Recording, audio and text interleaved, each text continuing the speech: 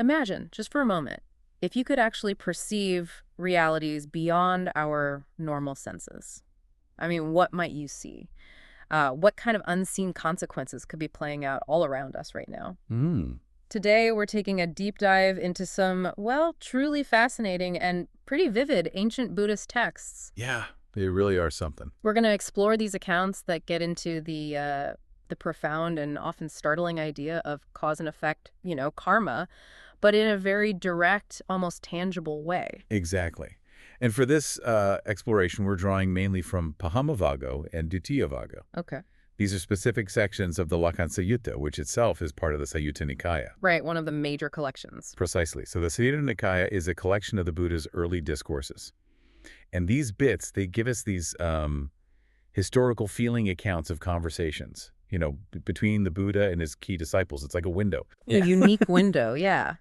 So our mission today really is to unpack these old narratives. We want to understand the specific descriptions of suffering they contain, look at the past actions said to have caused them, and figure out what these, frankly, extraordinary accounts tell us about how karma was understood to work, its intricacies, basically offering you a kind of shortcut to getting informed about a really ancient perspective on consequences. A powerful perspective. Okay, so let's dive in. Let's do it. We start in ancient Rājagaha. The Buddha is residing in a place called Vaitwavana at Kalanakani-Vapa, the squirrel's feeding ground. Sounds quite peaceful, actually. It does. And nearby, on Gijjhakūṭa mountain, which is often translated as Vulture Peak, two of his really well-known disciples are staying, Ayasmā Mahāmoggallāno and Ayasmā Mahāmoggallāno. Got it. Two key figures. Definitely. Yeah. So one morning, Ayasmā Mahāmoggallāno, after getting ready, dressing, taking his bowl and robe for the alms round, he goes over to Ayasmā Mahāmoggallāno and says, basically, let's head into Rājagaha for alms. Okay, standard morning routine for monks then. Pretty much. But as they're coming down from Gijjhakūṭa mountain, something, well, remarkable happens. Ayasmā Mahāmoggallāno just suddenly smiles. Oh, just out of the blue. Just smiles. And, this isn't like a casual chuckle. It clearly signifies something. Right. So naturally, Ayasmā Mahāmoggallāno asks him, why the smile? He's curious. Understandably. But Mahāmoggallāno sort of deflects. He says, it's not the right time to ask now. He actually suggests Lakkhaṇa should ask the Buddha himself about it later. Interesting. He defers to the Buddha. Okay, so what happens then? Well, the conversation picks up later with the Buddha. After they finish their alms round in the city, they go back to where the Buddha is staying. They pay their respects, sit down, and then Ayasmā Mahāmoggallāno brings it up again. He recounts the whole incident, the smile on the mountain path, and asks Mahāmoggallāno directly in front of the Buddha, what, Venerable Mahāmoggallāno, was the cause, the reason for your smile? Okay, so now it's the right time. The setting is right. Exactly. The Buddha is present. And this is where Mahāmoggallāno finally explains what he saw. This is it. He says that as he was coming down the mountain, he saw these, various beings flying through the air. Flying? Flying through the air, yeah, but enduring the most horrific torments. He was completely astonished by it. He actually exclaimed something like, it's amazing, truly astounding, that beings like this could even exist, that spirits like this could exist, that, such a mode of rebirth could exist. Wow. So he's seeing things that just shouldn't be possible, basically. Tormented beings flying. Things far outside normal experience. And then the Buddha speaks. He addresses all the monks present, and he praises Mahāmoggallāno's insight. What does he say? He says something along the lines of, truly, bhikkhus, my disciples dwell with vision, with knowledge, affirming that, yes, a disciple can know or see or bear witness to such things. So he confirms the vision is real. He confirms it, and then he reveals something quite significant.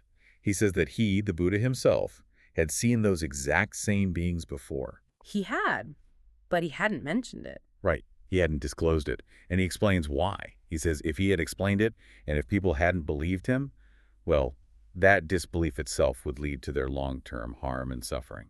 Okay. So it wasn't about secrecy. It was actually compassion, protecting people from generating negative karma through disbelief. Precisely. It shows the weight he placed on, sort of, the listener's readiness for these profound truths. It's quite revealing. Definitely. So the Buddha confirms the vision, explains why he hadn't spoken of it, what comes next. Does he explain what Mahāmoggallāno saw?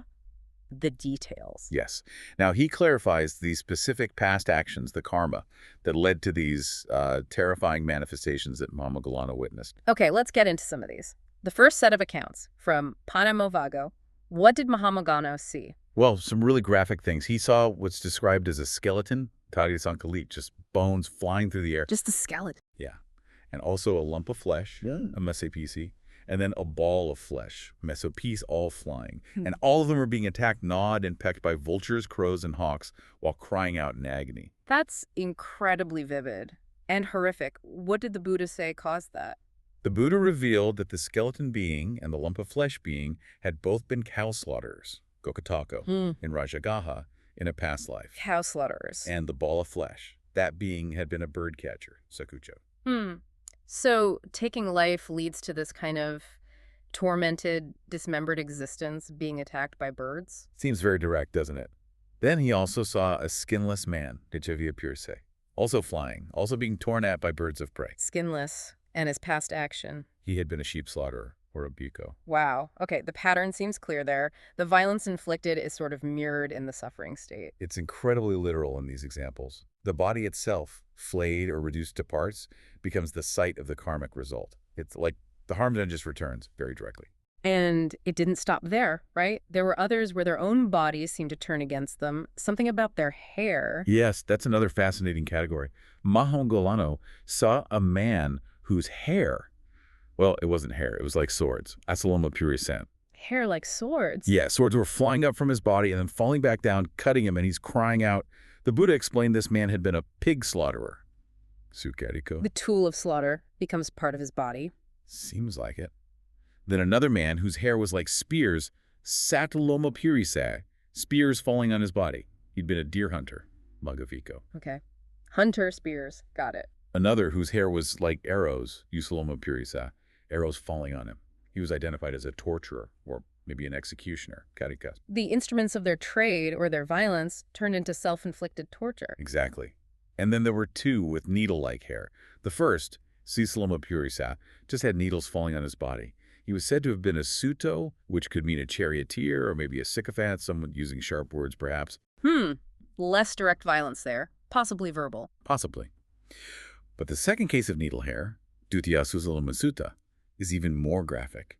Needles were constantly penetrating his head and coming out his mouth, then entering his mouth and coming out his chest, then stomach, thighs, calves, feet, just piercing him through and through. Oh, that's awful. What was his story? The Buddha said he had been a sukako, an informer or a slanderer, someone whose words pierced and harmed others. Ah, so the needles represent the sharp words, the slander. Again, a very direct symbolic connection. Absolutely. It moves beyond just physical violence.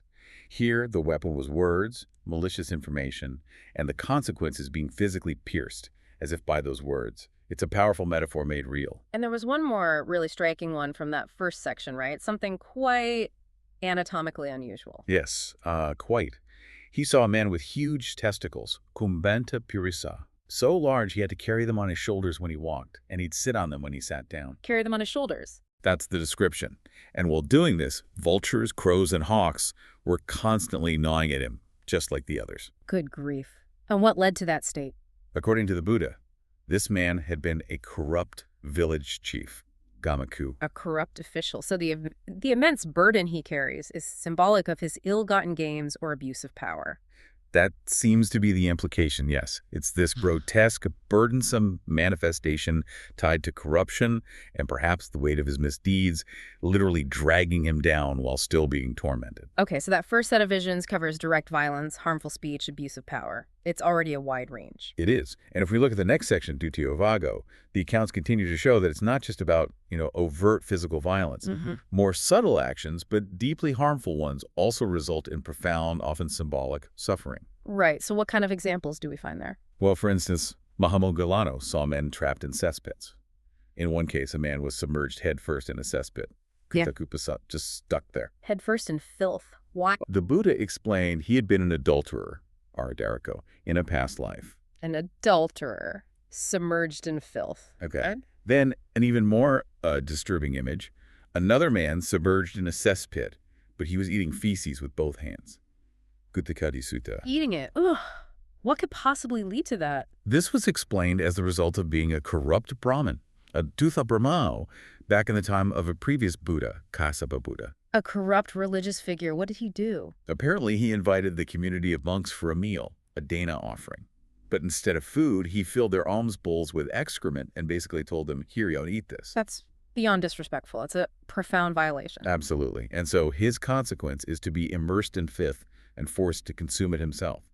The mirroring is, again, incredibly direct and visceral. It really drives home that the consequence isn't arbitrary. It reflects the nature of the harmful act itself, even when it's about deceit or profound disrespect, not just physical harm.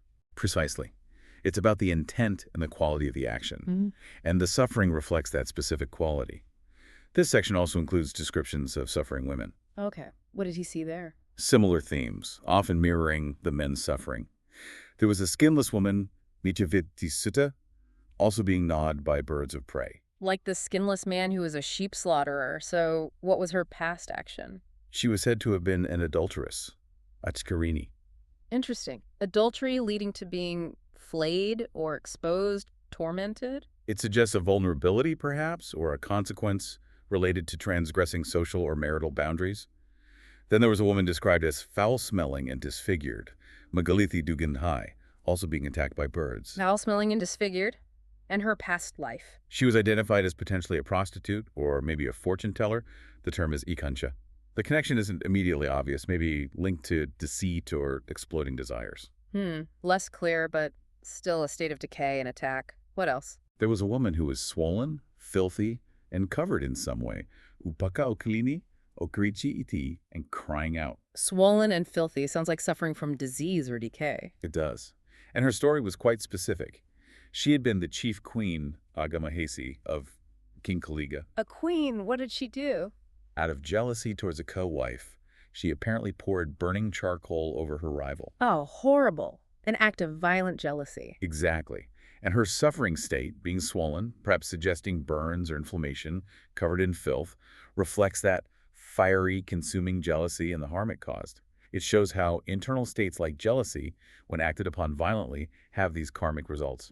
So it covers a wide range of misconduct for women too, societal, sexual, emotional violence. Yes, it demonstrates the breadth of actions considered to have serious karmic consequences across genders. Then there's the headless torso. Right, you mentioned that. Asasakapaband, no head, but eyes and a mouth on its chest. That's chilling. It is a very striking image. Also being gnawed by birds, like many of the others. And who is this being? The Buddha identified this being as having been a corrupt chief executioner of thieves, Rājagaha. An executioner. So, headless, maybe because he took heads, took lives, and the eyes and mouth on the chest. Maybe still seeing and speaking, but from a distorted, unnatural place. That's a plausible interpretation. It's a powerful symbol of a life centered on ending life, resulting in a fragmented, disfigured existence, yet still conscious, still experiencing the consequences. This incredible imagery. And there was one more category, wasn't there? Involving monastics. Yes, and perhaps one of the most confronting for the listeners at the time. Mahāmoggallāno saw various figures who looked like monks, nuns, even novice monks and nuns. People in robes. Exactly. Okay. A monk, bhikkhu, Okay. a nun, bhikkhuni, Yeah. a female trainee, sikamana, Yeah. a novice monk, samaturi, all flying through the air. Okay. But what was wrong? Their robes, their bowls, their entire bodies were ablaze. Adita sampajilito sajotivucha.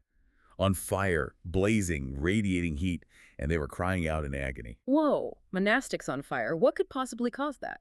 The Buddha's explanation was simple and stark.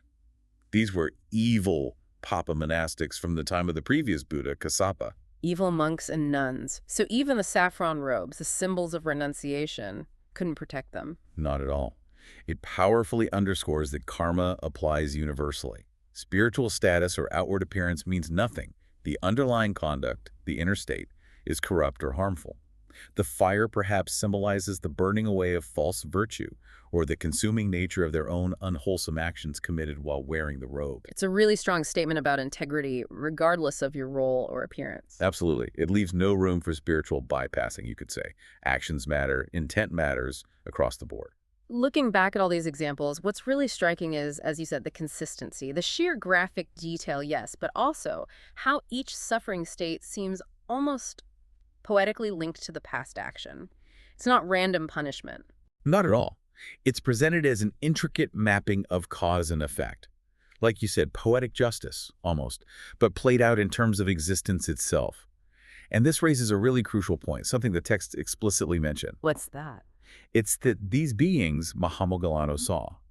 They had already suffered for immense periods in hell realms because of these actions. We're talking many years, hundreds of years, thousands of years, hundreds of thousands of years. Wait. So the flying skeleton, the man-eating filth, the burning monk, that wasn't the main punishment? No.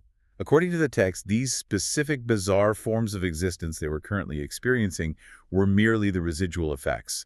The Pali term is vipakavasesana, the leftover ripples, you might say. Residual effects. After hundreds of thousands of years in hell, that completely changes the scale of this. The consequence is unbelievably persistent. Exactly. It's staggering, isn't it? It shows the depth and the sheer endurance of karmic impact in this worldview. These aren't even full rebirths into a particular realm. They're like lingering, specific manifestations of the karmic energy still working itself out, even after unimaginable time spent in other suffering states, like a deep echo that just keeps reverberating. It really hammers home the ancient understanding of accountability, doesn't it? And it puts the Buddha's earlier decision not revealing what he'd seen into even sharper focus. It does. Withholding it wasn't about hiding some grim reality. It was deep compassion, knowing that disbelief in something this profound, this intense, could actively harm the person hearing it if they weren't ready to accept the reality of karma on that scale. Yeah, the emphasis wasn't just on knowing, but on the belief and acceptance having its own consequences. It underlines the huge weight placed on understanding these principles. And so this whole exploration, this dive into these visions, it reveals a really fundamental point for you, the learner. Actions create consequences. Sometimes immediate, sometimes delayed, but potentially manifesting in ways that are extraordinary, direct, and yes, sometimes terrifying. It certainly encourages you to think much more deeply about the long-term ripples of choices, far beyond just the here and now. Definitely. So today we've journeyed through these incredible ancient texts. We followed the visions of Mahāmoggallāno, illuminated by the Buddha's wisdom. We've seen how all sorts of acts, from physical violence like slaughter to verbal harm like slander, emotional states like jealousy, abuses of power, even corruption within spiritual life, The whole spectrum. are all depicted as being woven into this intricate fabric of karmic consequence, manifesting in these forms of profound suffering that often directly mirror their source. And the clarity, the sheer directness of these accounts, it gives us this really powerful lens, a way to see how seriously the ancient world took ethics and responsibility. These aren't just myths or scary stories. They feel like detailed illustrations of what we're seeing as universal laws. Yeah, laws brought vividly to life. This deep dive hopefully has given you a unique perspective on those unseen forces, the ones shaped by action. Food for thought, certainly. Definitely. So maybe as you go about your day-to-day, you might consider this. What unseen consequences, based on this ancient perspective, could be unfolding around us right now? And maybe more personally, how might our own actions be contributing to the unseen realities of our world, shaping not just our present, but perhaps echoes in a distant future?